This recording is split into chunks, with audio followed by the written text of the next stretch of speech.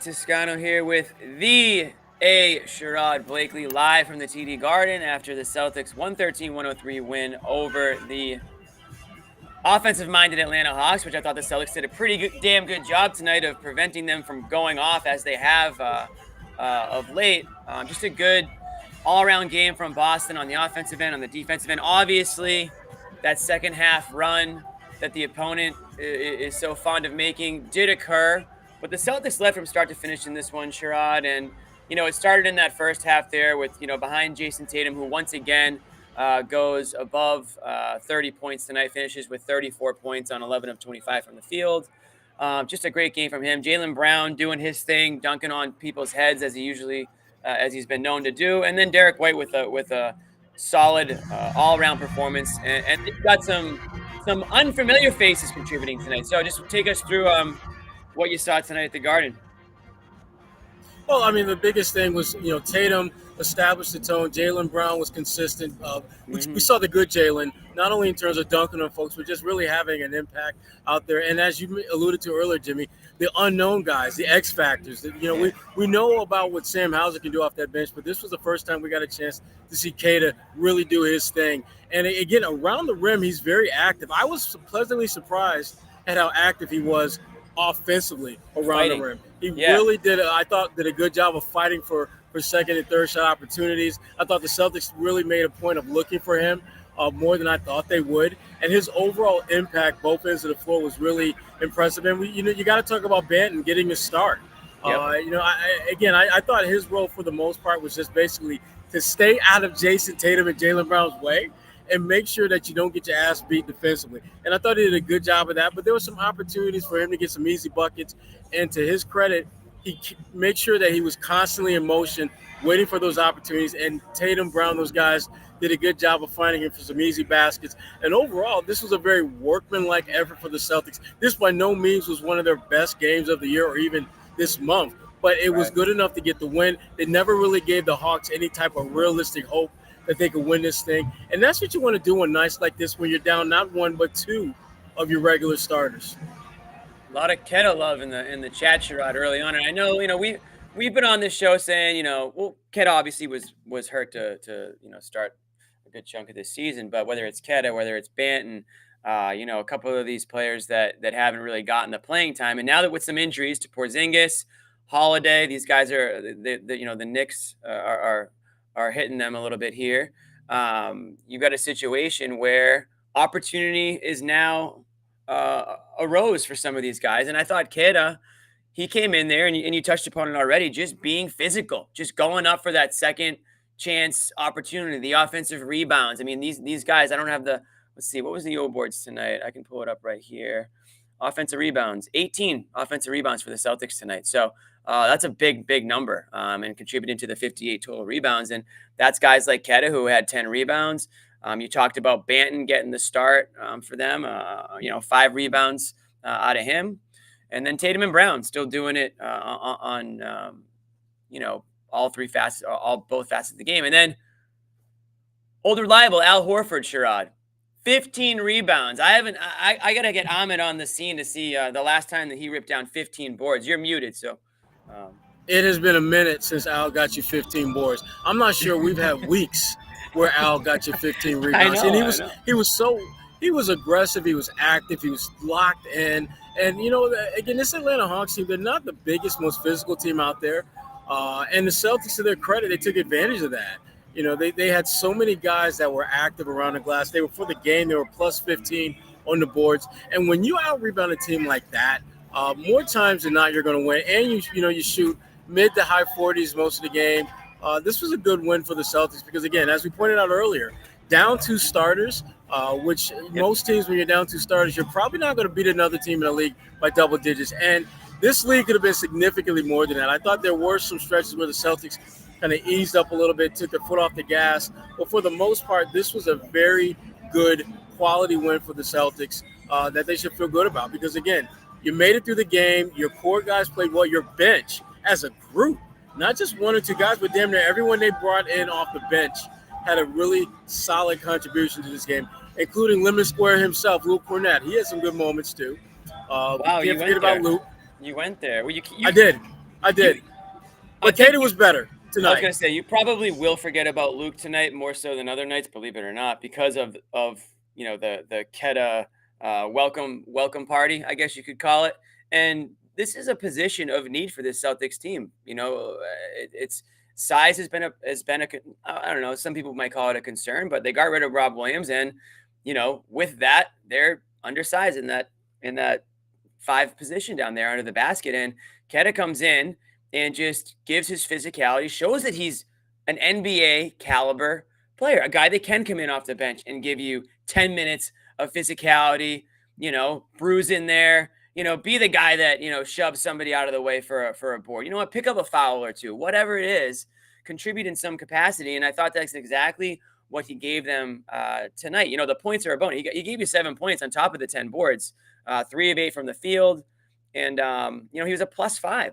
This is a guy that I think was he G League, like first team last year. Great player in the G League, hasn't had the NBA experience yet, and is a relative unknown.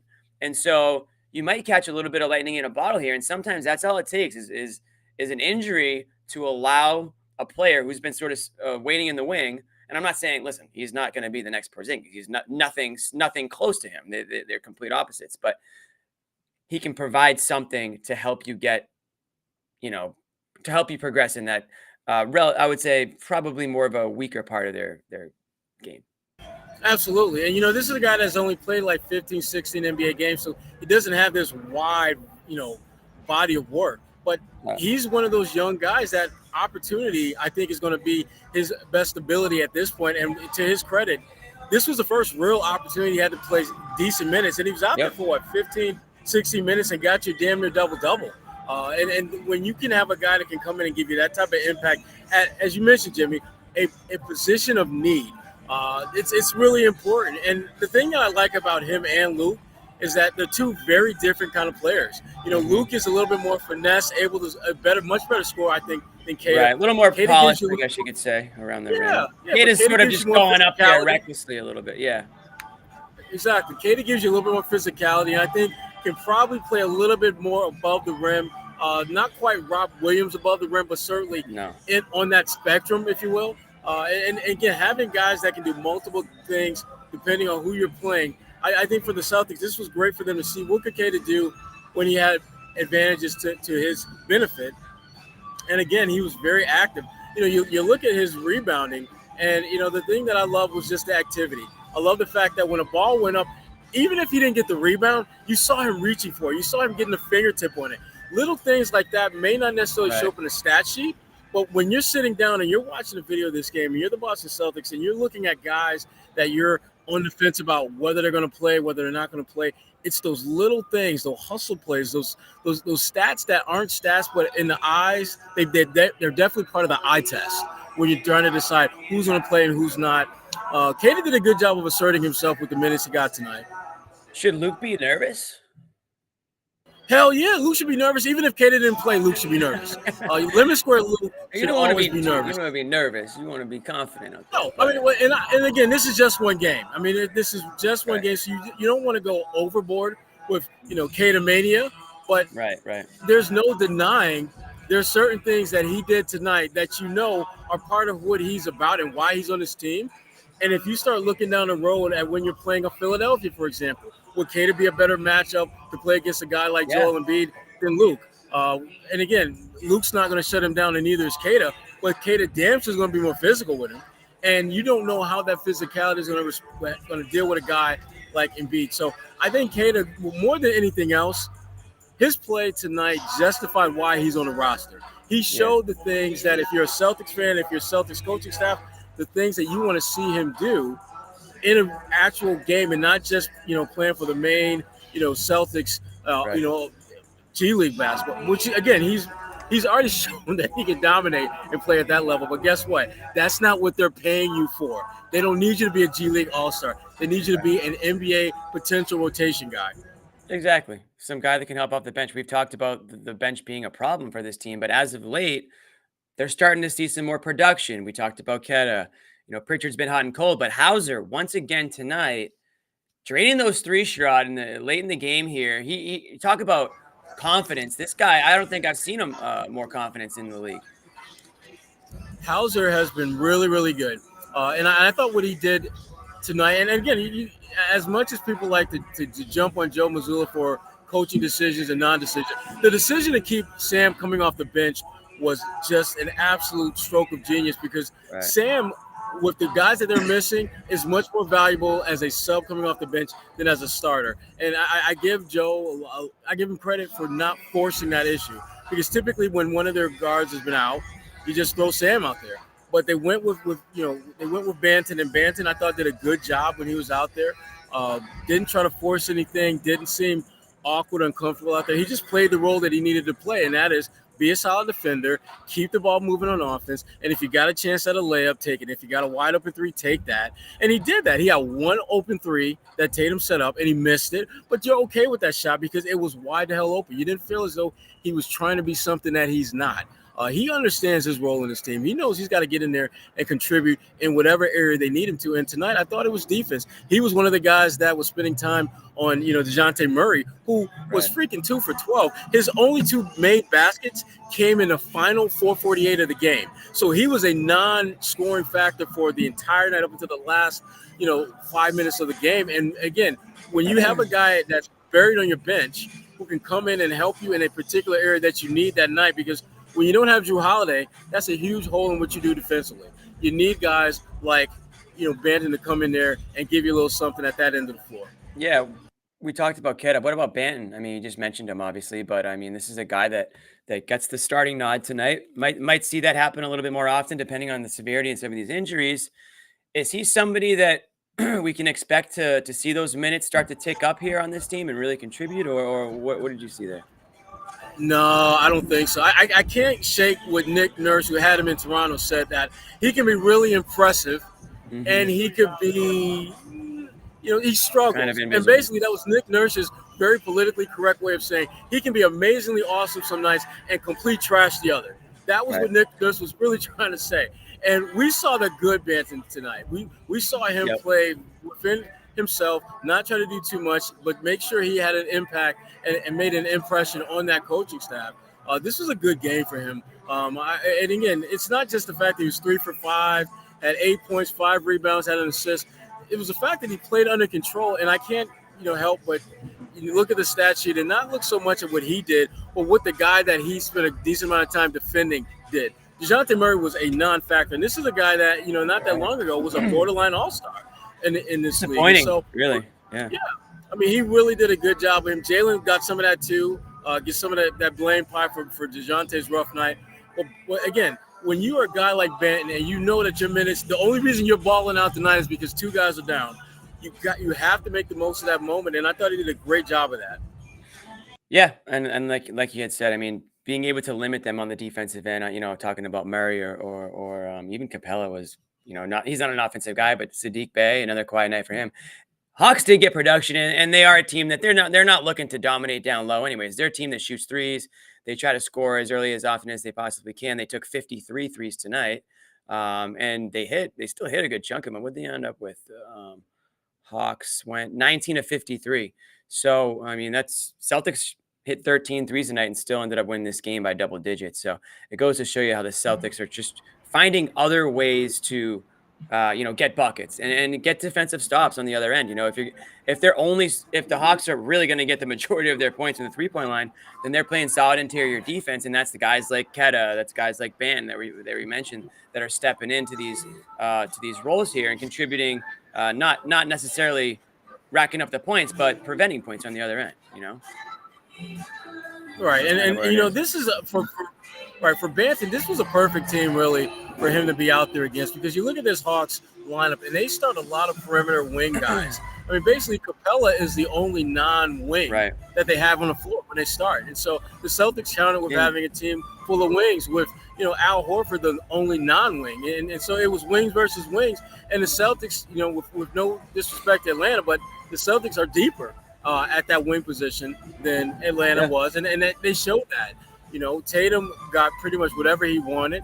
Jaylen Brown was able to get out in transition whenever he wanted to. And Derek White was, again, a problem, finding guys in great position to score while also getting his points. And as you mentioned earlier, Sam Hauser come in there and just target practice for him, just bang, bang, bang, doing what he does well. And so this, again, I touched on it a little bit earlier, but Joe Mazzulla did not make this more complicated than it needed to be.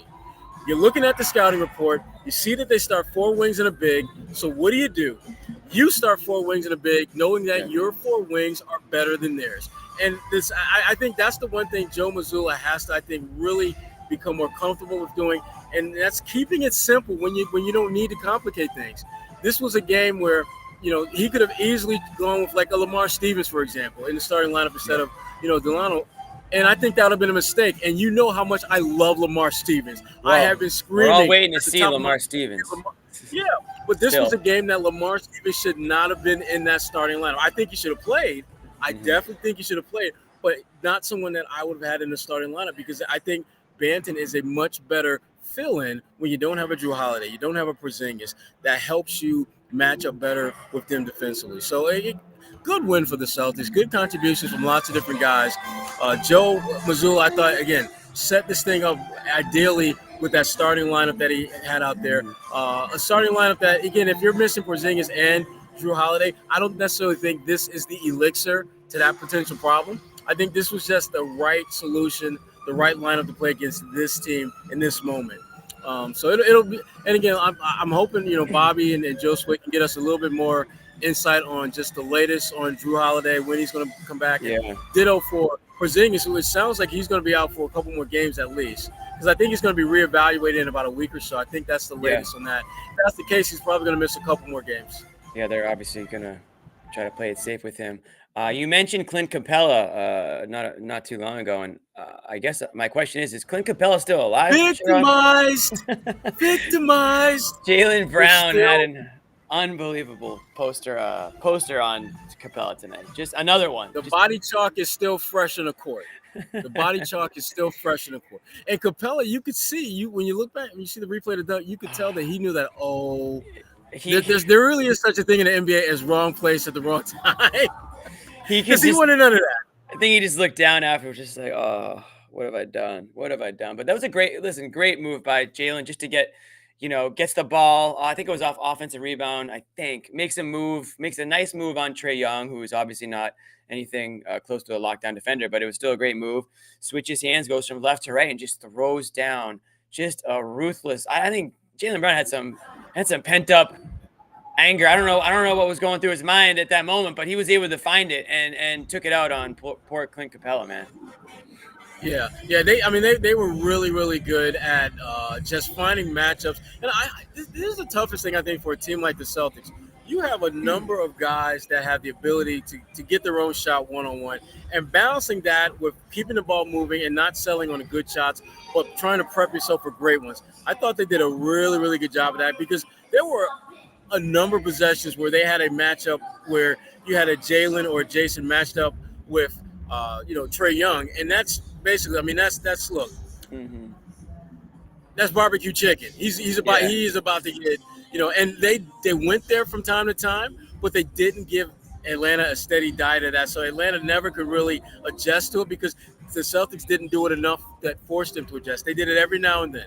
And again, Derek White had one of my favorite moves where he got him on the block, reset, got it back, and just gave him one of those old man at the playground, elbows to the solar plex, and laid it up. It was a beautiful move. Shout out to all the dad bods out there. Derek White is repping all the dad bods who still got a little game. Much respect. Much respect. Derek White is the king of the dad bods. Is that what I'm hearing, Sherrod? Oh my God! He might have a problem with that label, but you know what though? The thing about that is Derek White is probably going to look the same in like 10 years, in 15 years, which is awesome. Yeah, that's awesome, because he's already got the game, and then he's going to have wisdom. So he's going to have old man strength and wisdom, and this game. Come on, big fan of Derek White. He had a great game. Another one who had a really good game. Yeah, he was, 0 for 6 from 3, but still figuring out ways to contribute. 5 of 13 from the field, 11 assists, and that plus-minus numbers is the one that really stands out. Plus 29 tonight in a game that, if you look down the box score, Horford's at a plus 17, but after that, for example, Tatum's a plus 3, Brown's a plus 5. So to see, Derek White have that much of a positive effect on these games, regardless of the players that are coming in and out, that's something that you really want to. You want to look for a guy who is productive regardless of who is in the game around him. And to see that plus 29 out there, it tells you obviously, well, he must not have been a big part of too many of those runs that Atlanta went on. But he's just, and it makes perfect sense. He's almost like the glue of this roster, you could almost say at this point. He really is, Jimmy. And the thing I love about Derek, he's just so unassuming about it. I mean, If you talk to him, he's just like, I'm just out here hooping. It's just kind of how he looks at it. And the thing that I like about his plus minus is that it's a little bit different than some players whose plus minus is more about them just being in the right place at the right time. He has the ball in his hands a lot. When he doesn't have the ball in his hand, he's usually guarding either the best or second best perimeter scorer. So the role that he plays when he's on the floor is vital to this team being able to execute and do the things that they want to do successfully. And the fact that when he was on the floor in this game, they were plus 29, and you look at the final score and they win by 10, then that means that they were minus 19, when he was not on the floor. So, again, a big fan of what Derek White brings to the table. And the thing I keep coming back with him is he's just so unassuming about it all. I mean, how many guys do you really have in the league who could bitch and moan about, I should get more shots, look at my numbers, I should get the ball in my hand more. He could be that guy if he really wanted to, and he would have the receipts to back up why he deserves that. But he doesn't. He just wants to win and contribute whenever he needs to. Tatum has to get on him from time to time to take the damn shot, and he responds. So much respect to Derek White. Yeah, I mean, White's just a guy that's been getting better and better. I would say since his. I wonder if Joe Mazzulla talked yet. Season. Mazzulla has spoken. Amit's working on getting a couple clips in, so we'll toss them up on the screen when we do. And I'm waiting for Amit to give me the heads up, and I'll cue that for everybody. But we got Bobby at the game, Josue at the game as well. Those guys are getting their information together, and they'll be joining us hopefully shortly. Sherrod obviously there as well. Sherrod, anything else? On the Hawks side, is this a team that the Celtics or anybody should be concerned about seeing down the road? I mean, we know that they can score. We saw, Bogdanovich tonight was, one of the best shooters out there coming off the bench. And, he's always been sort of an underrated guy. He's not somebody who's going to be in the limelight, and he gets the job done. But, Trae Young, it seems like he's not – Trae Young is Trae Young, right? I mean, he's going to get his. He's going to put up 25 shots a game. He's going to end up with over 25 points typically. And you kind of live and die with how he shoots the ball. But, and then you had Hunter tonight with 24. But do these guys have enough? Murray had a bad one. I don't know. I just don't know if the Hawks are a legitimate team to be. No. I mean, they're a team that's going to be in that conversation for one of the last playoff spots, probably playing game. They're like, they're 8-8 now or something like that. Trae Young is just a dynamic scorer. And Saddiq Bey, this was a bad game for Saddiq. Saddiq is a better shooter. I'm surprised he only got 7 shots off. And DeJounte Murray, like as I mentioned earlier, he wasn't that far removed from being, putting up borderline all-star type numbers. And he was just horrible in this game. And I give Banton some credit for that. Jaylen Brown was on him for a little bit as well. But I just don't feel this Hawks team has the kind of talent that if you see them in a best of 7 and you take them seriously, and that's the key, take them seriously, treat them as if that's a team that could potentially beat you. I don't see that lasting more than 5, maybe 6 games tops if you're the Celtics. But Trae Young, again, he's going to get his. And if you notice in this game, typically when the Celtics seemed like they were just about to really make this a 20, 25-point game potentially, Trae Young would make a shot that would bring it back to 17, or he'd break a shot that 18-point lead down to 50. Floater, he did a lot of things right. And as you mentioned, Bogey off the bench, that's the only thing I can think of is that the coaching staff feels that him and Trae for an extended period of time would not work well together. Because they're both shot makers, and there's only one ball. Last time I checked, you can play with at one time.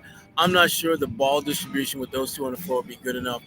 But DeJounte Murray, he's their off guard. He's a better defender than Bogey, but overall, he doesn't have the range of Bogey. He doesn't have, I think, the scoring consistency that we've seen from Bogey. And I'm not losing sleep over the Hawks. I don't think most teams at the top of the East are worried about the Hawks. Other than that, that might be a team that you'd see maybe in the first round of the playoffs, if at all. All right, we do have some video coming in, but before we do that, and I want to remind everybody that our show today is brought to you guys by FanDuel Sportsbook. Right now, get $150 in bonus bets when you place a winning, emphasis on winning, $5 money line bet. Visit FanDuel.com/Boston, guys. It's very simple. You find a heavy favorite. You toss $5 on that favorite, and you win that bet, ideally, and then you get $150 bonus bets. You can toss it on I would probably say, if I was a smart betting man, I might toss it on whoever the Patriots are playing in that week, because it doesn't seem, Sherrod, like the Patriots are winning any games anymore. They had a layup opportunity today against the Giants, against a guy that was, I think, bagging groceries a couple of weeks ago, and now he's throwing. He's winning games for the Giants. Talking about DeVito here, so I think, yeah. Let me just say something really quick, Jimmy. DeVito is a former Syracuse Orange. Yeah. All right. So put some respect on that man's name. Yeah, I should have known. Right? And DeVito is from New Jersey. So listen, DeVito's in New Jersey. You put some respect on that, Jimmy. It might cost you dearly if you don't. Well, you know what? Put some respect on the DeVito name. All right. He deserves the respect. The Patriots, on the other hand, do not deserve any respect after today's showing. But if you're hoping for them to lose the game and get that number 1 or number 2 draft pick, then you were up cheering on. You were on your feet today after that missed field goal at the end of the game. Just an ugly kick. But hey, you got the result that if you're a Patriots fan, you probably kind of wanted, even if you don't want to admit it. Anyways, guys, you want to head back to FanDuel Sportsbook, download the app, toss in your $5 bet. I don't even know who the Pats play next week. I don't even care anymore, but you can look that up and just bet on that team to win next week. They play the Chargers. So that's a good one to maybe toss a couple bucks on the Chargers. It doesn't seem like the Pats are looking to win games anymore. So you want to do that over at FanDuel.com/Boston. I'm going to put this up on the screen so you can see all the fine print there. And we will go now we have a clip here from Joe Mazzulla talking about a little bit of experimenting 15 games into the season, whether or not he's still doing that. The lineups you have, do you still have to kind of play with that at this point? No, that's something I'm much more comfortable doing this year. Is you obviously, like you said, you want to win every game, but you have to kind of think with the end in mind. And so whether it's you leave a lineup out there a little bit longer, whether it's you keep a coverage going a little bit longer because you want to see it and you want to work at it and you want to see if that works. Sometimes it's changing multiple coverages to get that. So, yeah, I mean, I'm much more comfortable with that. Our guys are much more open-minded to that. And so I do think you have to find that balance of doing both of those things. And it may cost you a 6-0 run, an 8-0 run. I don't want it. I won't let it cost us a game. But yeah, I'm living in that comfort space there, and our guys are doing a good job of being open-minded to it. Sherrod, thoughts on that? I like that. I like that. I mean, the thing about Joe, and again, one of my I think Joe's going to be really. He's not done anything up to this point that makes me think he's not going to be a better coach than what we saw last year. And they were pretty damn good with him last year. All things considered, him taking over when he did and all the drama that they had. And with an offseason where there he is. Jay-Z's in the building.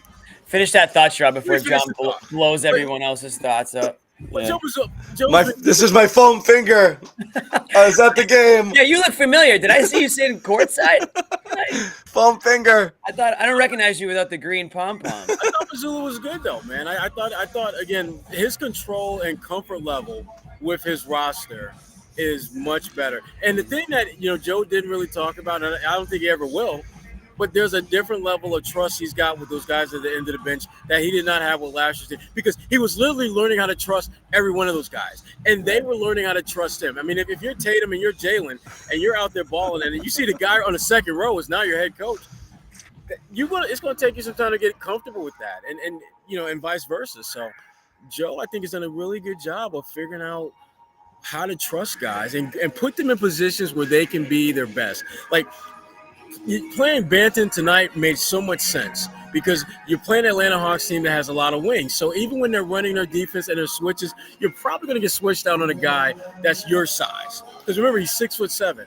Now, if you're playing a team that maybe has a lot smaller guys, or they go with a little bit more muscle and mass, he might have got his ass kicked in a really bad way out there tonight.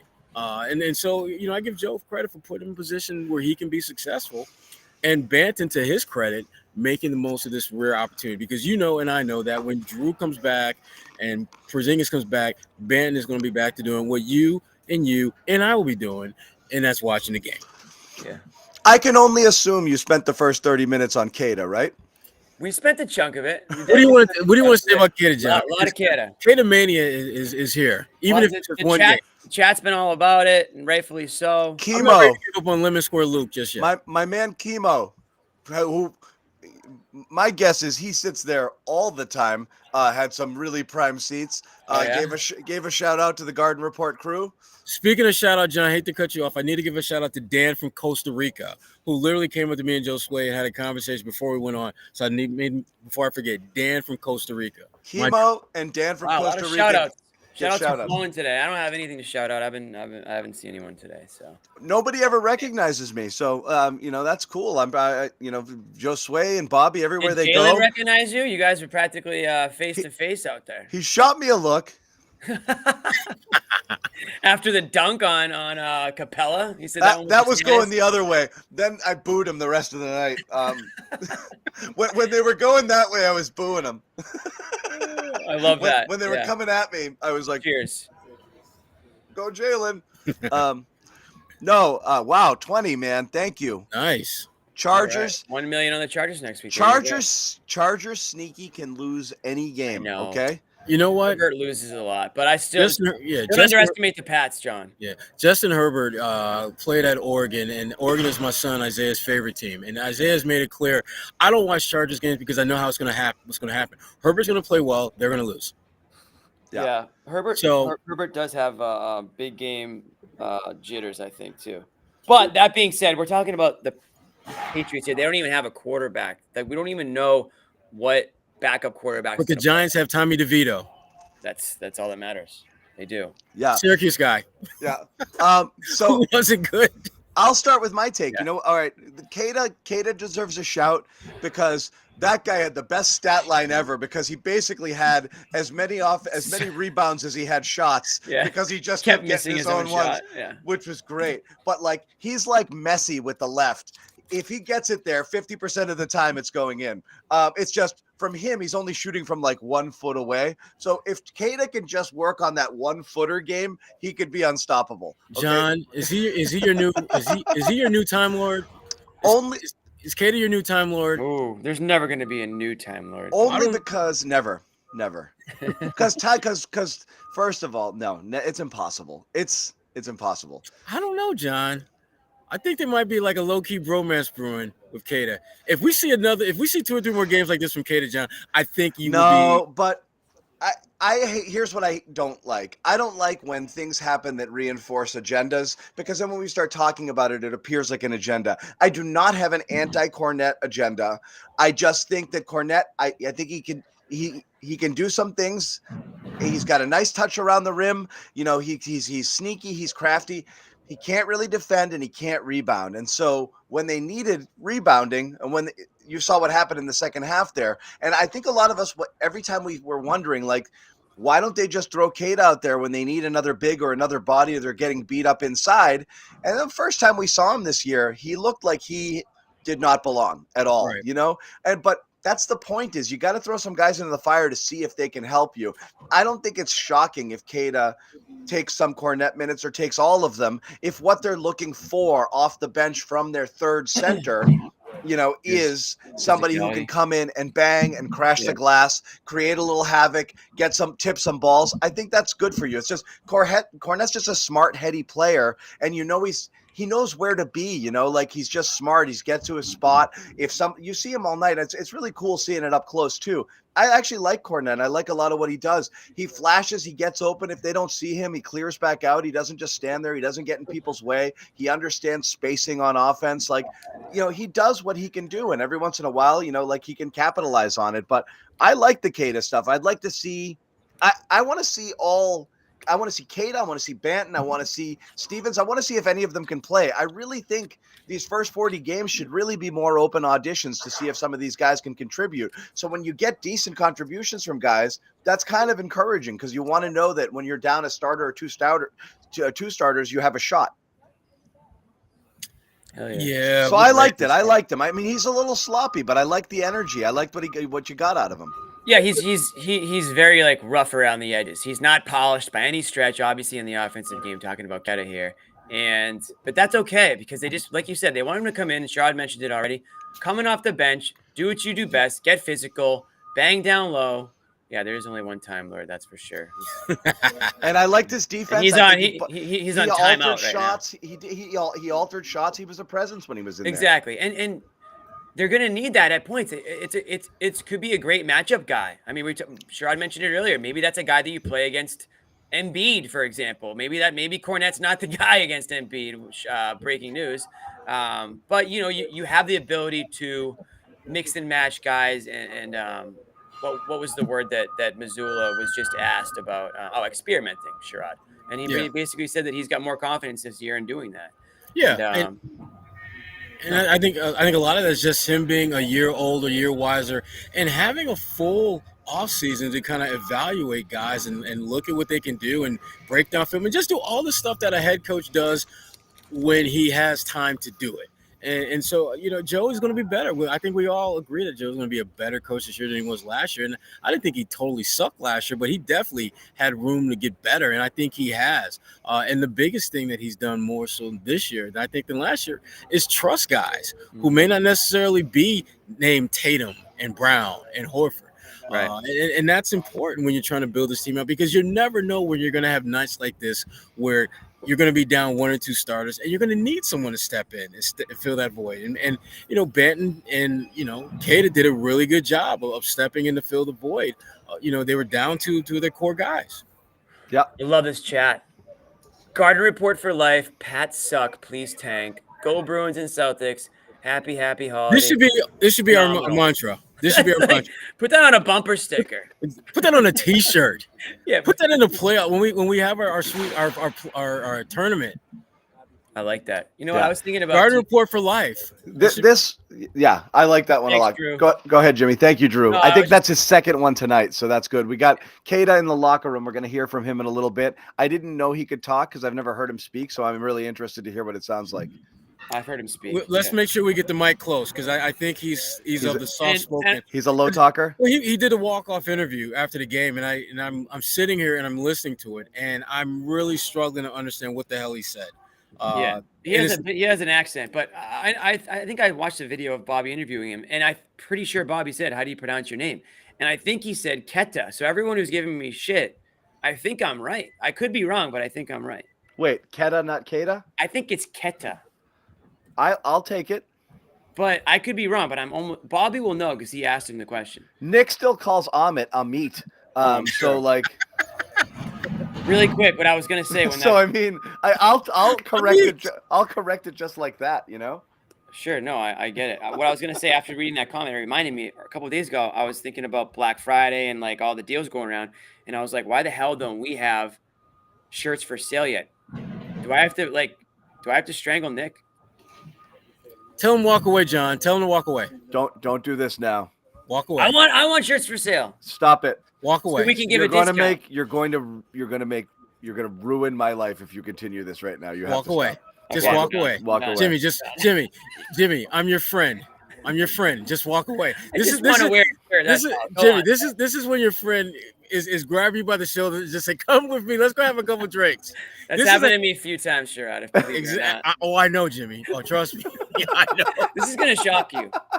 That exact scenario has happened on more than one occasion. Yeah. Let's just go for a little walk and get a couple drinks. And okay, Jimmy. John, move it right along. Yeah. All right, shirts are coming. Anyways, next. Yes, next. So on a broader scale with this game, like you want to know that you can win when you're down one or two starters. So much of the last game was about, wow, they're really short when they're down two guys. Mm-hmm. I mean, Atlanta's Atlanta. I know you can think of them whatever you think of them. They're not, they're a pretty mid team, but it's a team that nice. forced you back to, to play them in they extended a series when they beat you without Murray, and you should have closed out and made things harder on you than needed to be in the playoffs last year. They weren't an easy out. And you beat them down 2 starters tonight. That's pretty good, overall. And I thought it was a pretty decent team game. I think this was, I like the way Jalen played. I do think they got a little bit ISO-y in the third. They did. And that was the only stretch where it was come on, guys. That was the only place it got a little your ball, my ball, your turn, my turn. Other than that, I kind of liked how they were going. They were finding guys all day long for threes. I thought Horford missed 11 threes. I think I looked at it. It was only 5. Those were all good looks. They got a ton of good looks. The threes fall. They win this game by 25 points, and that's really what it came down to. They just missed a ton of open shots, and they still did enough to win. Yeah. So I got nothing. I got nothing bad. Derek White played a great game. Missed 6 threes. Right.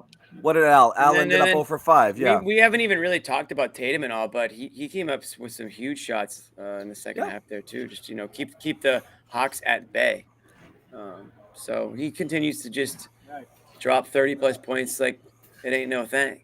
Yep. Well, it isn't for him. I mean, this is who he is. I mean, it's the way he's doing it now. He has some just great drives and great moves now. He just gets to the rim so much easier than he ever has. I'm loving the fact that he's attacking more than he has ever attacked before, and he's drawing contact and he's finishing through contact. He's doing so many things that the last couple of years before this year we're thinking damn, why doesn't he do that? Why doesn't he get guys on the elbow who are freaking 4 inches shorter than him and just shoot right over the top of them? That's like Joe calling a timeout during a run. That never happens, okay? What Sherrod just did there. I know. I know. I don't think I've ever heard him swear either. That never happens. Swear jar. He's just got – I just love the fact that he's taking advantage of mismatches more than he's done in the past. Yeah. Because it was so frustrating watching him just letting – the Patrick Beverleys of the world that he can just score at will over. Yeah. And he's shooting 28-footers. Yeah, no doubt. Why? Right? Exactly. Why? So why? I'm going to blame Jimmy. Hey, Ahmed, I'm looking at 2 sound bites here. Is the Joe one from tonight? We did a Joe one already. Oh, you did a Joe one. I got Nemus here in the locker room. We're gonna hear from him right now. Hopefully, we'll get his last name down. I think it's Nemus. Nemus Keta. Are you about to play it? It was pretty good. I felt like going back to the G helped me getting back in the rhythm. Getting a couple of minutes, a couple of games under my belt. Pretty close games too. So I felt like it was the best decision for me to get back into shape and to get rhythm. So I felt like it was a really good thing for me.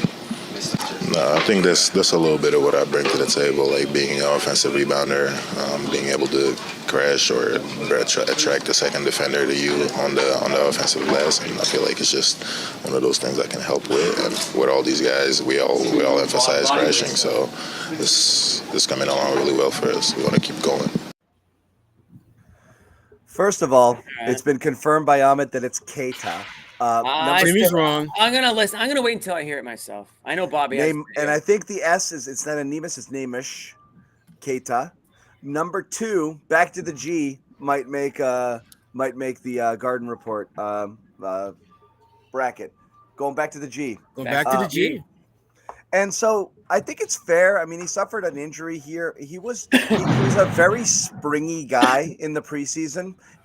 I don't think he's got it all the way back. I think that is an asset. If you got some guy, I mean, it's like we're not comparing people to Rob. I'm not Tommy comparing like Steemsma to Bill Russell or whatever.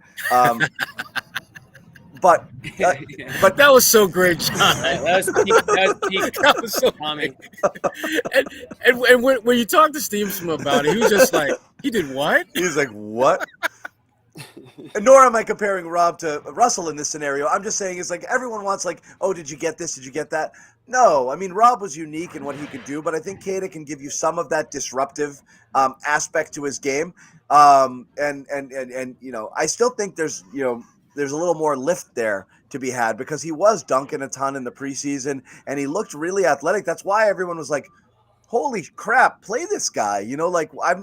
I didn't know much about him, but he was, you see him and the eye test tells you like, oh, he looks physically like he can compete at this level. It's just speed of the game, knowing where to be, what he's supposed to do, switches, rotation, blah, blah, blah. It doesn't really matter for a guy like that. He's playing drop. He's sitting back there and he's just going to try to pick off, or challenge or alter some shots wherever he can and then just hit the glass hard. A lot of people in the chat are saying like, it's so refreshing to see a guy grab a rebound with two hands. Like, as opposed to Cornet's a little tappy. I think what killed Cornet is when he had position on Capella. I don't know if he got back in after this.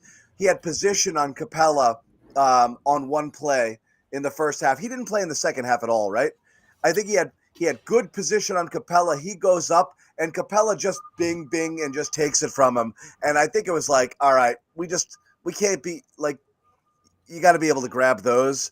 And I think that was kind of it. And that's why Keita, I think, got the second half run. It just wasn't doing it there on the glass. Right. And the bottom line, he was just more impactful. I mean, he made the most of his minutes out there. And, even when he wasn't scoring and even when he wasn't getting rebounds, he was still getting his hands on the ball, keeping it alive, giving them a chance to get the rebound. And little things like that. Jimmy and I talked about this earlier. You got to do those little things when your minutes are little. Yep. Because you just don't know when you're going to get out there. You've got to put something together while you're on the floor that shows this coaching staff that you can actually benefit them in some capacity when given an opportunity to play. And I thought Keita did a great job of that.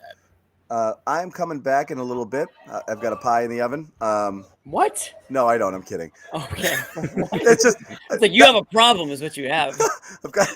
You know what we did, though? I went back to the well and made the pecan pie brownies again because they were so good they got eaten and nobody in the house got one. And my daughters were upset. So I had to remake them. And I brought them to a poker game, shared them, brought the rest of the tray back, and everybody got some. So, yeah, we did make a second Thanksgiving dessert. I'll be back. I'll be back in 2 seconds, guys. Yeah. Okay. See you, John. John's just coming and going as he pleases. Did you see him at the game? Did you see him at the game? No, I didn't. You didn't, no. I didn't. I noticed Jalen every now and then. I noticed Jalen would lock on in a section of the crowd. So I just didn't think anything of it. So I'm wondering if that might have been him giving, Jay-Z, the evil eye. Well, we lost John, but we gained something far greater in Josue Pavon. There he is. Hi, what's up, fellas? What's going on? Josue, good to see you, brother. Sherrod, I think you've been hanging out with Max and not too much, man. You got that sailor's mouth going right now. Swearing, I haven't heard you swear like that on camera ever. You've been here the whole time? Yeah, I've been here for a little. I was here for a little while. Damn, okay. I gotta put some money in the jar when I go back to school. I literally said out loud when John said that he has to go get a pie out of the oven, I was like, no, you do not. Like, you know what I mean? Like, as if someone was next to me, I was like, he's not baking another pie, but he's just joking, I guess.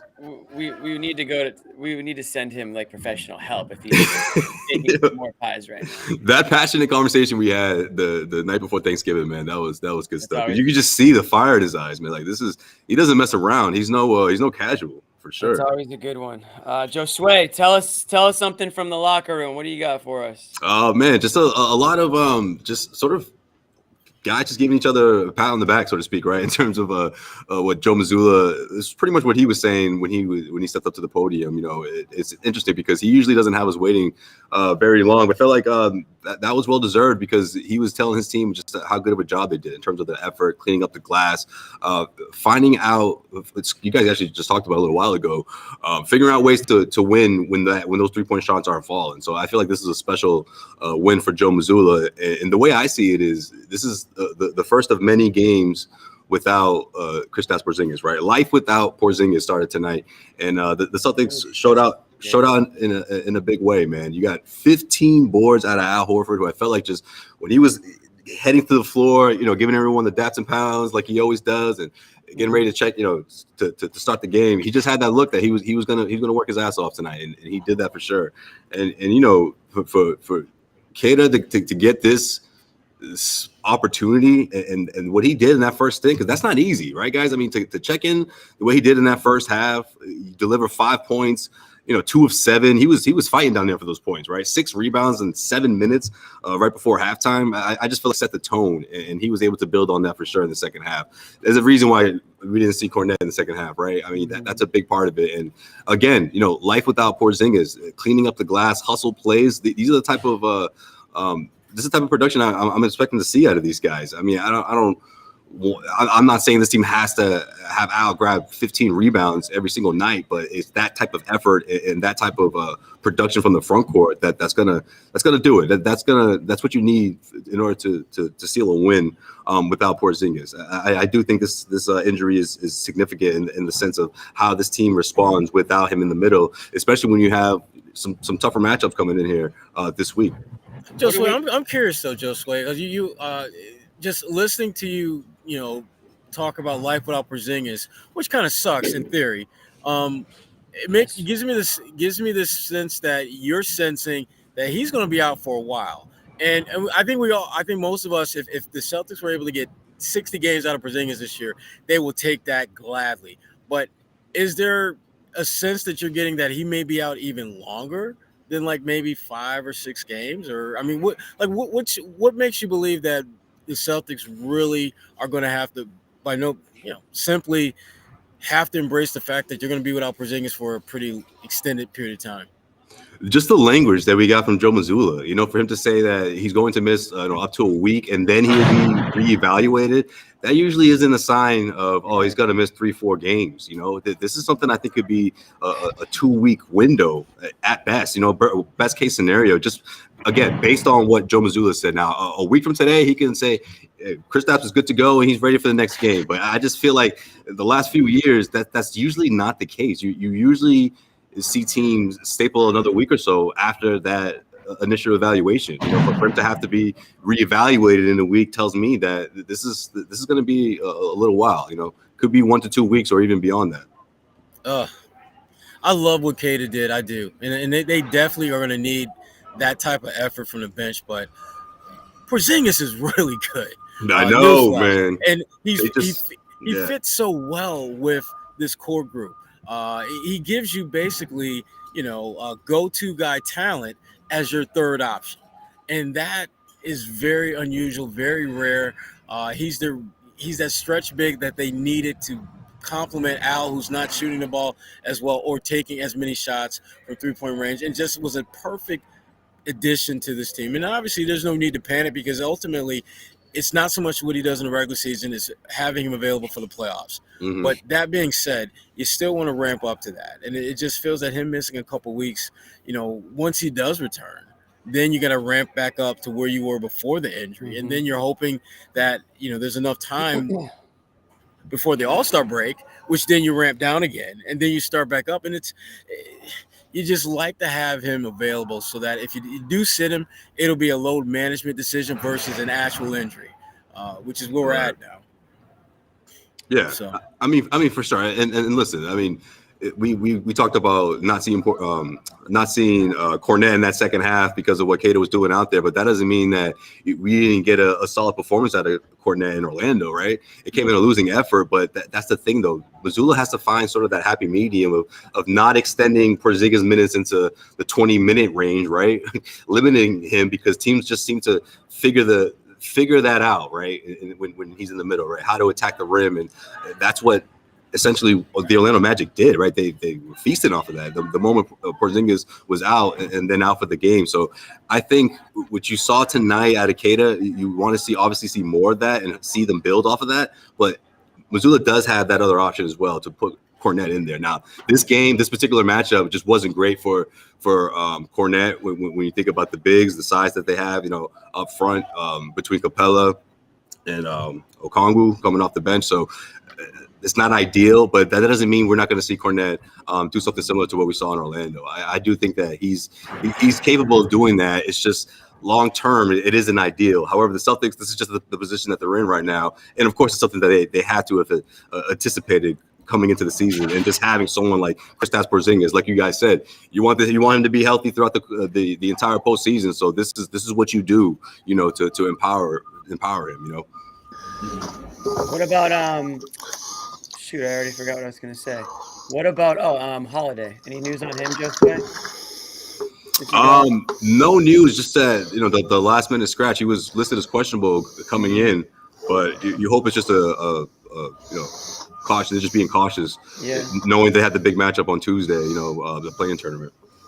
John, did you run here, bro? Yeah, man. You get the Darth Vader thing going on right now. Like run up the stairs or something? You're here sounding like Perk when we had him on the app. No, I literally barely moved. What's going on, guys? I can hear you breathing. Sorry about that. No, it's okay. Just take a deep breath. I'm just gonna let him catch his breath, y'all. Why you gotta out him like that, man? Just let the man catch his breath. I couldn't hear over it. What do you mean? I think everybody knew who that was, but I guess we did kind of put him out there. That's funny. I wasn't even paying attention. How concerned are you guys about Drew, though? I mean, where's your level of concern with Drew? No, I'm not really concerned yet. I'm not concerned yet. Only a 6 on the scale, maybe. What's a 10? A 10 is if trying to gauge 6 seems high. If he had to be reevaluated or something like that. No. Yeah, 6 is kind of high. Maybe a 4 then. I'm at like a 2. I mean, if he's going, he could possibly be back next game. Like it's a rolled ankle. I don't think it's something that we're gonna have to deal with. I just worry about the fact that you're talking long term on a 33-year-old. It's a rolled ankle on a 33-year-old. It's not a knee. Those okay. Those ankles probably they come back. I'm at a 3 concern level. What's your concern level on Bobby Manning? 9. A 1. Yeah. 9. Real high. Yeah, somewhere up. Hey, what's the concern? Bobby's here. Hey. That's why you said that. I didn't even see it. Yeah. What's going on? Squad. Oh, we got the starting 5 right now. Yeah, everybody. Combine forces here. Nope. Okay. Oh, there we go. I got you, bro. One here. Jimmy's the 3. You're the 3. We'll have to work on that. Sherrod's not feeling this at all. No, Ed, not at all. That's okay. There you go, John. There you go. What do you got? Power restored. Order is restored now. Yeah. As soon as I start screwing around, John quickly goes into the driver's seat. Exactly. That's what I'm talking about. Hey, 57 minutes, not bad. Before I got the boot. So Bobby, what do you got? What are you doing? Where are you? Are you safe somewhere? No, I'm here at the Garden, baby. Solid win. You're down 2 guys here. You're against a team that had scored 114 of the last 4 games, at least as many as 150. So impressive defense here. This defensive floor to start the year has just been rock solid. Even without Porzingis here, Horford steps right in and takes care of that. So I was overall pretty satisfied with this one. There's still some offensive nitpicking I'm doing here, especially as they fall into the bottom half of the league on that end. Another night where you don't shoot well. Great that you can win when that's the case, but a lot of isolation. I thought they passed well early, and it just kind of faded as the game went on, and then they were just relying on the mismatches and the transition runs and all the rest, and of course the offensive rebounding, which is just vehicle for this team at this point. I mean, they're so good at that, and they probably don't win the game without it. So it's great that they're emphasizing that, and they found a way to be so good at it. Keita was awesome in that department. Some super difficult offensive rebounds like we saw from the preseason, and him one on an air ball, which just in my own experience, I would, like I was telling Josue, I would never ever rebound an air ball. Like, you just can't see where it's coming from, and he just was right there. And then another one that rolled off the backboard, he was just like right under it on the baseline, able to put it right back up and in. So I'm mildly excited about him. He struggled on defense. You needed Horford on that spot to seal this game, but another nice rotation big to add to the mix here. So can't beat that. It's good that he showed he can play against a team like this. Facts. Hey, dog. Hey. By the way, facts my dog means none of you were listening to Bobby. So I'm going to ask each of you to repeat one thing that he said. He thinks No. When Jimmy says it, that's what it means. That doesn't mean. That's not what it means when I say it. Jimmy hasn't been. Sometimes I do it as an experiment. I'm not going to come in and I'm going to see who was paying attention. Jimmy and as gives soon as the Jimmy extra, says, "Facts, the my pause. dog," Yeah. it means he didn't hear a freaking thing that you said. No, I waited for I somebody to chime in, like off of Bobby's comment, and then when they didn't, I just said "Facts, my dog," just to break up the space. He was talking about Keta. Keta? Yeah, Bobby. That's his last name, Keta. I like it. You asked him that. And He said, "I like it." That's what he said. I like it. You have the video, I think. You asked him personally. How do you pronounce your name? It's not a nickname, I'm not saying Bobby. Keta. He thinks that's what I it is. It's Keta. I could have sworn in the video where you asked him and he said Keta. Homeschooling, you got this one wrong. Homeschooling. Amit, can you? I think that. I think he said it. I think he said it with his accent. I think that's what it was. Well, that's Blame why the I'm saying it. It was preseason, so Amit, you can hopefully find that and let's put it up, and we'll back to the G. We'll Jimmy. settle Back this. to It's the always G. been Keta. It's always been Keta. No. Even Ahmed put it in the thing. He said, "Yeah, that's exactly what Ahmed put in the comment." Yeah, I'm Amit. glad we got that down. No, it's Keta. Anyways. Says he passed Facts, Luke. my dog. Oh, that's a great. Moving on. It's a great comment. That's what everyone wants to know. Swipe right. If Bobby said Sorry for keeping "Facts, my Facts dog" right alive. after, that would have been perfect. Because he's not listening to any of this. Facts, my dog. Yeah, it was Bobby during my 40-minute pie soliloquy. Was like just "Facts, my dog" tattooed on his forehead. He's like, no, it was what was it we lost Bobby last time? If Facts my dog had a face, Bobby was rocking it. Yeah. Facts, my dog should definitely be the next T-shirt. It just means like I don't give a shit. I just come out of this one, John, and we've talked about this a little bit. I worry they're a little too reliant on the isolation beyond the shooting, which, again, you win this game without the shooting tonight. But Tatum struggled to take advantage of those at times in this one. And they did ride some timely shooting in the second half to the win here. So I'm still keeping an eye on that. Their assist numbers are really low. They're 28th in passing, John, in terms of total passes, 26th in assists. Jalen, I just asked him about it. He was surprised that they're so low because he said they felt like they're moving the ball well right now. And maybe there's some noise there. Maybe it's early. But this has been a team that's been near the top of the league in assist rate for much of the time I've covered them. And I can't remember them being this low. And I get it. They're exploiting mismatches and going to the post and all that. Transition game's been great. But it just feels a little low right now. And luckily, White picked it up with 11 tonight. He was really swinging it around. The bench was great, moving the ball. White's essential. He really is. He might be the most essential player. It sounds weird on a team that has Tatum, he's the Porzingis, glue guy. and Brown. He's more than glue. He is super glue. He's their point guard. The glue, the varnish. And we talked about it, Bobby. I thought Jimmy wins super glue. I thought in the third quarter they got ISO heavy, and it was they took a lot of bad shots. It was a lot of my turn, your turn sort of stuff. I thought they played better in the fourth quarter, but it is a concern. It's always going to come back to Joe's philosophy of letting them play, not running a lot of plays, not calling a lot of stuff, letting them just kind of hunt out the matchup and then go get it. And it's just too much, Tatum was dribbling the air out of the basketball, looking for matchups. And at times it worked. And he had some really strong moves and kind of showed why he is who he is. I thought Brown in the third quarter started taking a few off balance followays. Just a couple of them went in. He made a couple of tough buckets, but the overall approach, they're always better when they move it. And you're right. When it's White, it's just a different team with White and Holiday out there for sure. When it's White, he's kind of the only one super focused on that. He's so vital. He's so vital to what this team does. That's why you give them some leeway tonight. The guys were missing, and they figured it out. Yeah. I mean, White had damn near half of their assists tonight. They had 24, and he had 11 of them. Yeah. It's hard to put a true estimate on how much they need him. They need him to win a championship in every imaginable way. They're not going to win a championship if Derek White is not on the floor significant minutes and has an opportunity to run the offense. That's him. He's the one guy that when they're getting a little ISO crazy, he's the guy that he can settle them down better than I think Joe Mazzulla, frankly, because Derek is out there.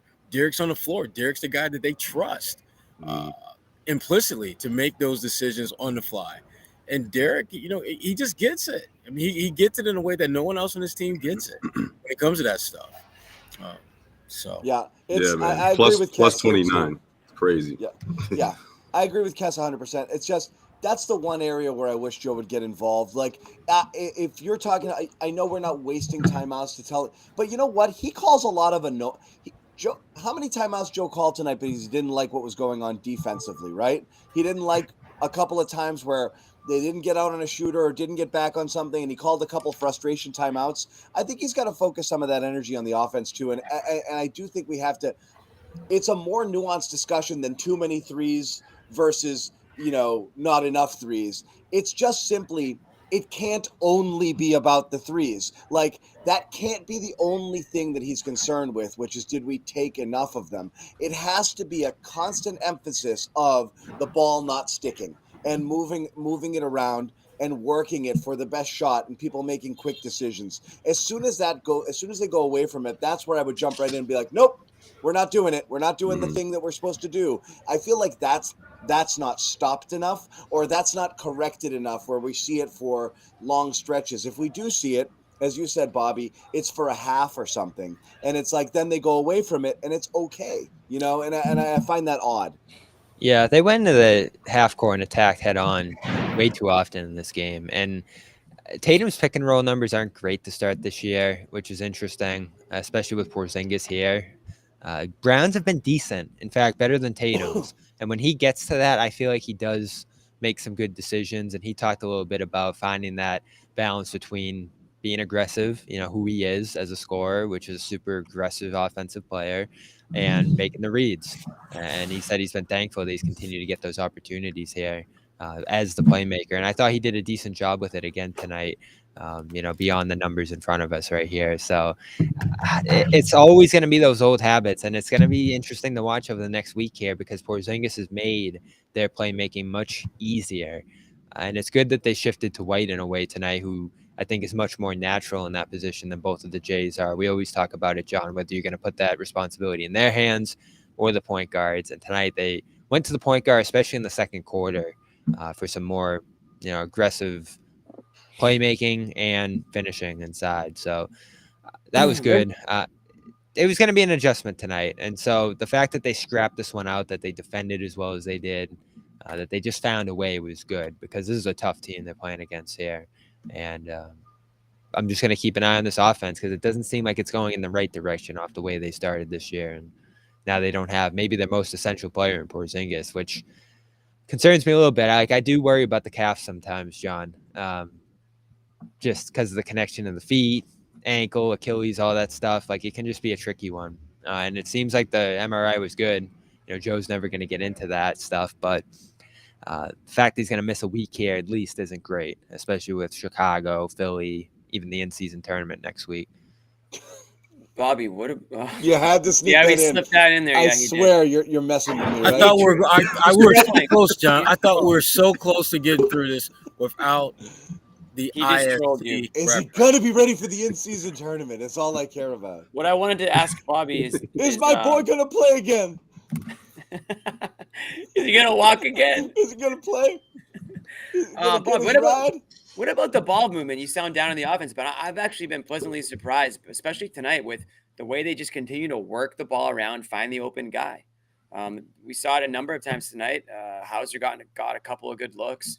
I thought the bench did a much better job with it. Yeah, like when they came in the first quarter, they had 2 possessions in a row where they swung the ball around through Cornette and got Hauser at 3 and then Pritchard at 3.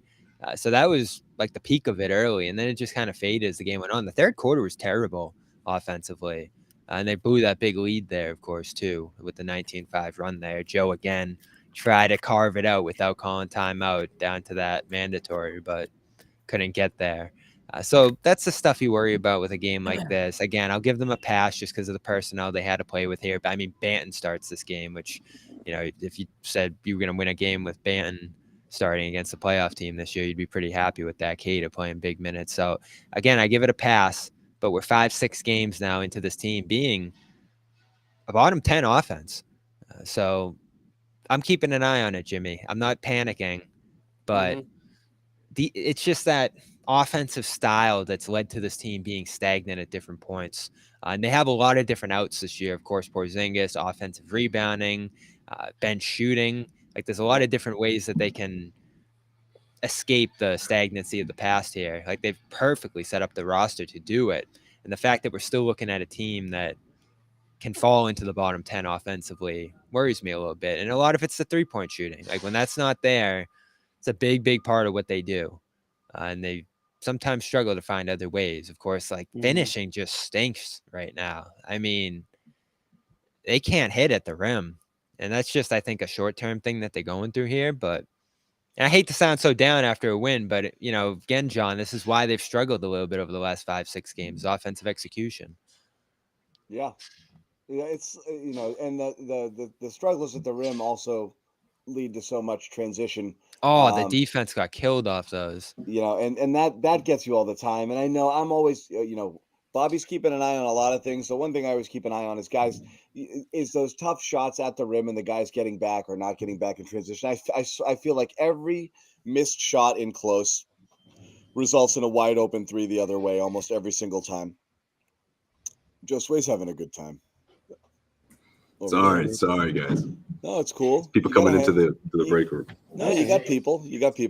Josue, I heard you got a shout out earlier. Yes, well, we all did, which was pretty cool, man. Our friend from Costa Rica. What was his name, Sherrod? I'm so bad with names.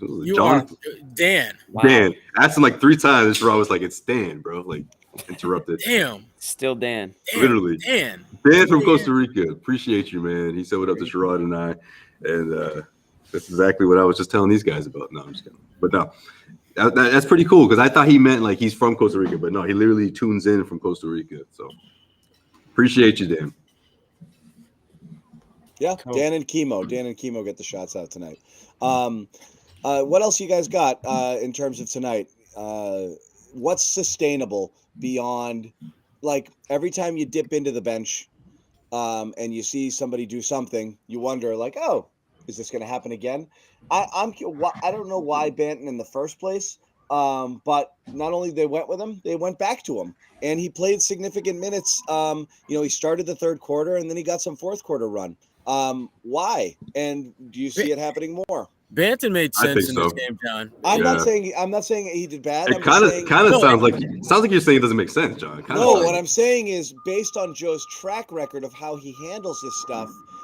It was a curious move that I was surprised by. I welcome it because, as I said, I like the idea of open auditions with some of these guys because you really want to see who can play, 8, 9, 10, 11 in case you need those guys, because it really is difficult to bring them in,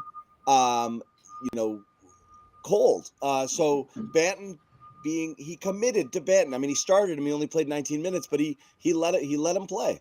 Banton made sense because the Hawks and all the wings that the Hawks play with. So when you're switching defensively, Banton really wasn't going to be in a major mismatch.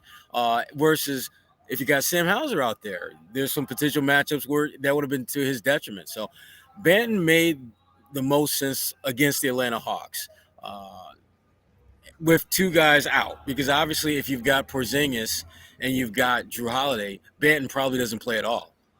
So, yeah, I get it. And again, I thought Joe did it, like I talked about earlier. I thought Joe did a good job of recognizing in this particular moment against this particular team, I'm down 2 starters. What can I do to get us to where whoever I plug in there isn't going to be put in really bad, precarious situations defensively? Because you don't care about what he can do offensively, because you got Tatum, you got Brown, you got D. White, you got enough guys who can get you buckets. Can you have someone who can defend their position and when they do switches won't be a major liability? And Banton made sense, and he's another ball handler for you. That's what I was going to say. But will he play again? I think he will. Will he use him again? Yeah, I think he will. I mean, you look back to the game in Philly, he was one of the first guys off the bench, and I think it's for that reason. Someone that can keep his opponent in front of him. He can get back on defense, especially transition defense, which kills the Celtics when they're at their worst on that end of the floor. Yeah. So it makes a lot of sense, and especially someone that can grab rebounds. Someone for his size, he can grab boards in a hurry, as he did tonight. 5 in 19 minutes. He finished with 5. So yeah, in 19 minutes, that's pretty damn good for a guard. So yeah, he does a few things for you when his name is called. you definitely can match up against like a kind of a bigger wingy team, so to speak. Yep. What did you guys talk about? I did want to mention this. Jalen drawing the tray assignment. No, I mean Trey Like did in the beginning, Jalen was matched up on Trey for a bit of the game, and I thought he had that really great exchange where he got really got Young frustrated, and that earned got him the a tech tee, on him. Yeah. this and that. But like, I don't know that it stayed that way all game long, but I did like seeing in the beginning there because like it was almost like Harden in the playoffs that time where Jalen decided to get serious and like let me play some defense here and I can show you what I can do. But I don't know if you guys had mentioned it at all, or what you saw out of Brown defensively tonight. He was okay. I didn't think he sucked. But I didn't get the sense that he was. I mean, he also, in addition to Trey, he spent some time on DeJounte Murray too. He was all over the place, but I know Right. he was a stretch of time there that he was on Trey, and I liked that portion of the game from Brown. Yeah, no, I thought he was okay. They defended well as a team tonight. I thought they cut off those passes to Capella well after he got one early underneath. Played physical, frustrated them, as you said there, John. And that's where Jalen's at his best, focusing on a matchup. He's not as good in the active switching defense, but they had to go to that in the second half against some of the three-point shooting. And it was interesting. Joe talked about how, they hit them hard with the threes, but the Celtics took away everything else because when you're trying to take away everything from Atlanta, he said that's where things start to pile up on you. So they did give up a lot of threes in the second half. Some of them were off deflections and stuff, weird plays, but they were disruptive tonight. They held down the defensive boards as well. Horford had 15 in this one. So that was a big step from Friday. I liked it overall. I don't think Brown anchored them or did anything like particularly special in this game on that end, but this is what you're looking for from them when your shot's not there. And he said it after the game, can you win with your defense? And that's effectively what this game became, along with the offensive rebounding and the timely shots to stop runs. So I thought Jalen was good overall in this one. Like this playmaking after that big run, Johnny came out of timeout and threw a pair of assists to Keita, and I believe the other one was to Hauser. So good game for Jalen. Didn't shoot great. Same with Tatum, but as we've said, do other things to make up for it. And I thought they both did that tonight. Any other closing thoughts on Atlanta before we get to a must-win in-season tournament game on Tuesday? What do they got to win by, Bobby? 23? Yes, but Brooklyn has to win too because the first tiebreaker's head-to-head. So if Brooklyn loses and the Celtics win, they're going to have to beat all the other teams in differential. So they have an uphill battle to make the tournament here. They're going to need a lot of help. Okay. Guys, closing thoughts tonight, Jimmy? Why don't you recap everything we talked about in the last 10 minutes, and then we'll go. Facts, my dog. Stand up in front of the class. Go ahead. Nope. Yo, he muted his mic. He was so out of it. Oh, wow. Were you watching stuff on your phone, man? You had to mute your mic. Oh, no. I don't know what's going on. He didn't want to get accused of heavy breathing, so he muted. Yeah, no, not accused. I didn't want everyone to not be able to hear over the huffing and puffing. That's when he's really not listening, when he's got that going. That's when John has to scurry back to the computer. That's when you know. No, listen, I mean, off the top, it was good to see Keita, if that's what you guys want to call him. It was good to see him contribute today off the bench. That's his name. He doesn't even know what I asked him. Okay. Yeah. Yeah, you said closing thoughts. This is my closing thought. It was good to see him contribute off the bench. Recap. We've been looking to get a couple new faces in the mix. So did you even read the book, Jimmy? Comes opportunities. You went on. I can tell you that I didn't read the book. Whatever the book is, I did not read it. More of an audio book guy. Jimmy did not understand the assignment. Yeah. Good job, Jimmy. We can't let this skip by. Super chat. Who do you think's the team? Bobby's the guy behind him in class. Like, good job, Drew. Who's the captain? Don't listen to him. I asked Bobby for the homework right before class started. He's the one that's telling you to make you feel better. It wasn't that bad. Michael wants to know who the captain is. It wasn't that bad. You did all right. They don't have one. They don't have one. Wow. There it is. Ime established that 2 years ago. They don't have one. So. I think that's how it is, right? Like, no one has really grabbed that and ran with it. So it's just more collective, and you have to win like a team like this. Like no one's really gonna. Do you see what Smart did in Memphis tonight? You don't have that. It was coming. You Smart knew it laid- was coming. Smart laid in his teammates. You knew it was coming. The way that they played this year, you knew at some point Marcus was going to explode and just let it out. Damn, what happened? He can't handle this. So I gotta pull up the tweet again. He flipped out. Keita is the captain now. He just the attitude of this city sucks. Did he go like all Rick Pitino? It ain't the city. No, I know. I'm just making a Rick Pitino joke. But He what did he say? He gave a speech in timeout and said, "This is effing embarrassing" several times. Talked about how fans are paying to come watch them and they're not even trying. Yeah, they're pretty much giving away seats in the first couple of weeks of the season. It's a full-on lost season and was to start. I mean, it's lost. Yeah, but Marcus is not about this life. He's been in the playoffs every single year, but like, besides his first year. Go trade for him. How are you anybody on Memphis right now getting up for anything? You know it's over, and then like what happens? Then your star comes back. Who's the reason that your season's in the toilet to begin with? I mean, it's a mess here. Yeah, he's a contributing factor. Yeah, Bobby, are we talking about this? What's the one thing nobody wants to talk about? What is it? Luke. Wow. Oh. His fantasy matchup. See that? Man. Was that tonight? You didn't know this? That's what happened. Philadelphia had to hit a fifth. Look at all these guys I had playing in this game, and I needed overtime. Kincaid, Brown, Swift. That's a brutal loss. That score is and crazy. Bobby's locked in. He's got Diggs, and I needed that Jalen Hurts scramble to win by that margin tonight. 40, That is huh? sad. Wow. And you were watching that, Bobby. We were watching that play. The Eagles game. Oh, that Hey, sucks. couple of powerhouses here. Yeah, these are two of the 6 and powers 5 in the teams. league. Yeah, pretty much. You don't I want to got see screwed us. this year. Cool team name, Bobby. Good game, John. Thanks, Ben. B-Man 260's nifty team. How do you know those bugs? Yeah. Oh, we know. Yeah. Cool team name. Boomer Rage. B Manning 260 nifty. No, I needed Bobby, that would have been Hurts- your screen name. I needed Hurts to scramble that one in, or That was the only way. throw it to Swift or Brown. But if he throws that to anybody else from that distance, I lose. I needed it. Nick just goes, "Is that my picture?" Has he never seen this before? That's funny. This is breaking news Yeah, to him. Nick. Sorry, Nick. Yeah, that is you. That's Nick. It's Nick's picture, but it's my team. Is that my picture? Yeah, you're Boomer Rage, So dude. that's what happened. If I will say this, if we're giving out, Amit's in the league too. He's got a decent team.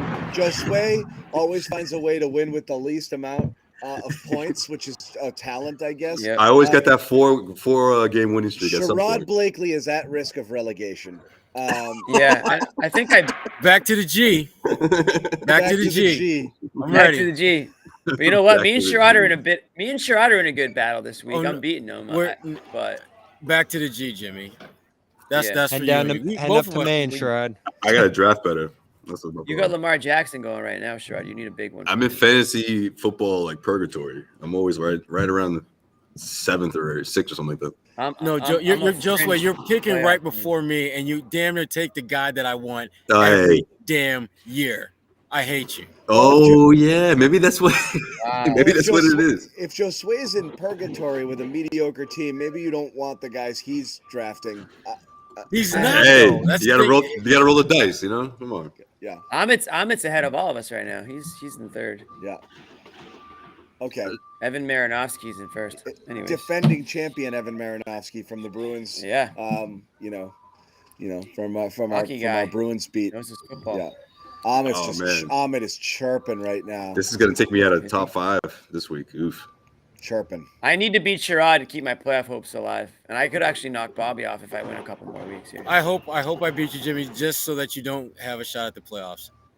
Thanks. He's going to play That's all you have to hope for, Sherrod, because you are in dead last, my friend. I need Lamar Jackson to man up. Ooh, you guys coming down to the wire here, Sherrod and Jimmy. Well, kind of. Oh, yeah, it's close. It's close.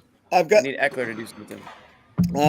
Tatum is complaining about the point differential thing in the tournament. The point differential thing, I'm not the biggest fan of it because, there are certain instances, I guess last Friday, where the game was already over and the guy's still trying to score. It's all about respecting the game. So he didn't like the Magic trying to score late when the game was in hand. I don't disagree. There's really not much place in point differential in these games because there is a code. When you don't take the shot, you let the shot clock run out, you take the turnover, you hand the ball back, and that's how the game is played when it's out of hand. And guys are running around trying to get these cheap buckets for the point differential. I think he's 100% right. It's pretty friggin' bush league. Well, they don't do that. They don't do that in soccer. That's the thing. Like that's what this format comes. It creates a different style for the game. It is the soccer thing. Yeah. Whatever. But it is what it is. All right, we're gonna wrap it up, guys. Right? Are we done? Did you guys do any ad reads, Jimmy? I feel like that's why the NBA. I did FanDuel. I did not do SeatGeek. So if you want to do SeatGeek, we've given SeatGeek a lot of love right now. So we'll spare you guys that. I did FanDuel and I trashed the Pats at the same time. So it was a good read. Yeah. Okay. Yeah. If you think you did well. Oh, I know I did well. We're gonna see. You're gonna get an email from FanDuel tomorrow. This is what's happening. We're all getting our boxes this week because, unlike Bobby, we didn't order them the day before Thanksgiving. I know that was a crazy move. But HelloFresh has a really special offer right now, and Bobby can attest to it. They gave him like 40 free muffins. You get free breakfast for life when you go to HelloFresh.com/CLNS free. Use the code CLNS free. This is a pretty good time to customize your diet between Thanksgiving and New Year's and Thanksgiving and Christmas, not have to do a lot of grocery shopping. Let HelloFresh deliver it for you. Restaurant quality meals delivered to your doorstep, pre-portioned ingredients, customize your meals however you want. Simple menu card. 20 minutes later, you're eating a restaurant quality meal at half the price. HelloFresh.com/CLNS free. Use the code CLNS free and get free breakfast for life. That means every time you order HelloFresh, you get breakfast included with your order. And it's quite a bit of breakfast. It's not like one thing. So a pretty good deal there. A lifetime. Yeah, lifetime. For life. For life. This is a good time to do it because anytime you go back to the well, you'll always get breakfast. So some people think that's the most important meal of the day. Yeah. Some people do. So good day. Celtics win. Pats lose. The dream is alive. Where'd you get those tickets, John? How come we didn't get the invite? Where can we get those seats? Not mine. Let's not pretend I'm connected in any sort of meaningful way. Yeah. Somebody likes you, I guess. Yeah, exactly. Anyway, we will see you guys next time. Thanks for hanging out with us. Tuesday, right? Tuesday, Chicago? Tuesday. All right. All right. Tuesday. Take care. You got time, Jimmy? You going to be there?